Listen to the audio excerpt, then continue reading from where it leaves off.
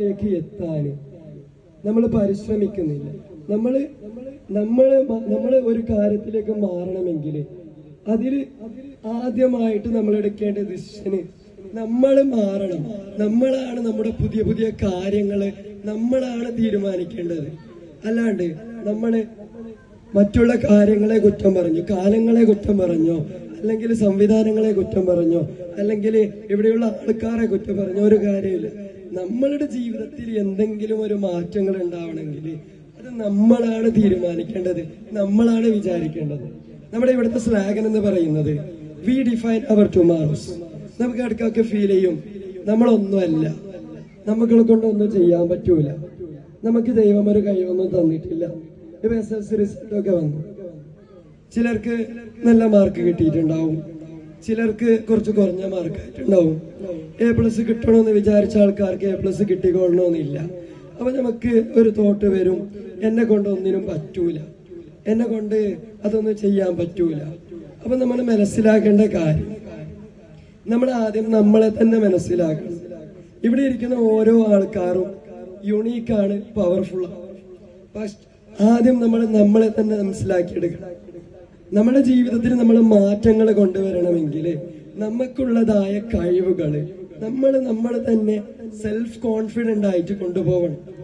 നമ്മൾ ഒരു കാര്യത്തിലും താല്പര്യമില്ലാതെ, ഒരു കാര്യത്തോടും ആഗ്രഹങ്ങളില്ലാതെ ഒരു കാര്യം ചെയ്യണം. പക്ഷെ നമുക്ക് റിസ്ക് എടുക്കാൻ പറ്റൂല, ഒരു കാര്യത്തിലും റിസ്ക് എടുക്കാൻ പറ്റൂല.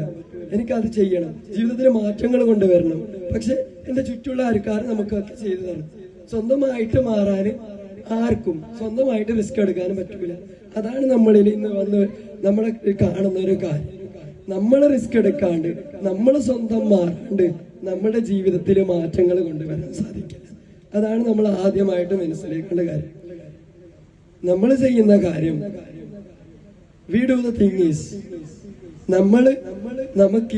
നമുക്കില്ലാത്ത കഴിവുകളെ കുറിച്ച്, നമുക്കതില്ല ഇതില്ല ഇങ്ങനെ എപ്പോഴും നമുക്ക് കംപ്ലൈൻസ് ആണ്.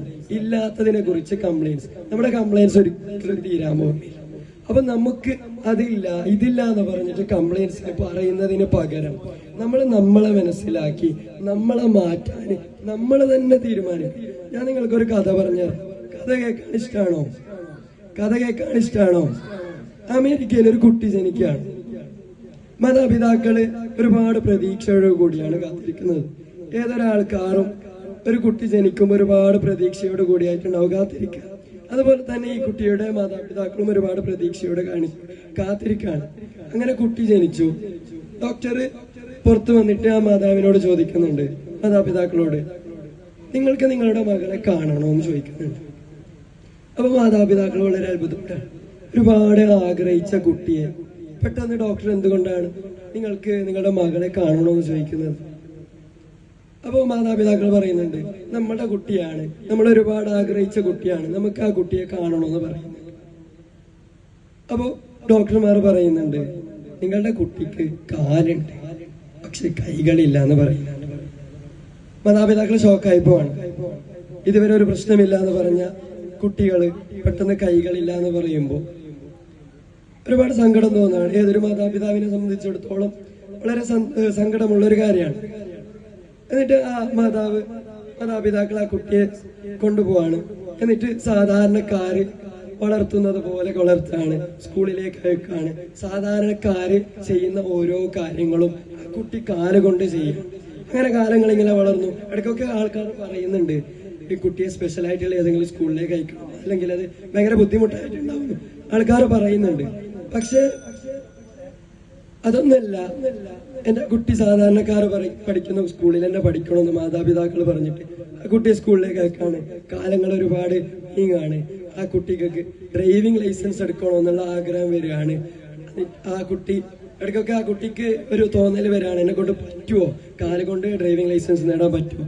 എന്നിട്ട് അതി പ്രതീക്ഷയോടുകൂടി കുട്ടി ഡ്രൈവിംഗ് ലൈസൻസ് കരസ്ഥമാക്കുകയാണ്.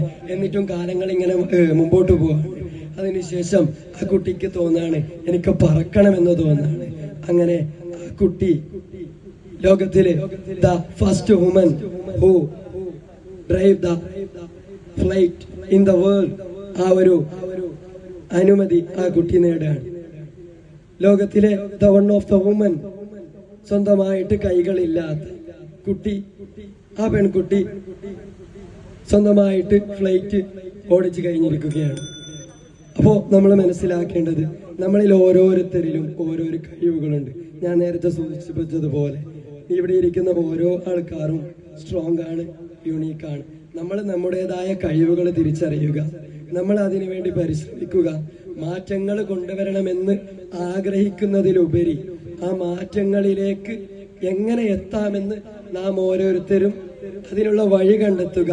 ആ മാറ്റങ്ങൾ നമ്മൾ തന്നെ ഉണ്ടാക്കിയെടുക്കുക എന്ന് മാത്രം പ്രാർത്ഥിച്ചുകൊണ്ട് ഞാൻ നിർത്തുകയാണ്. ആഖിറു ദഅ്വാനാ അൽഹംദുലില്ലാഹി റബ്ബിൽ ആലമീൻ.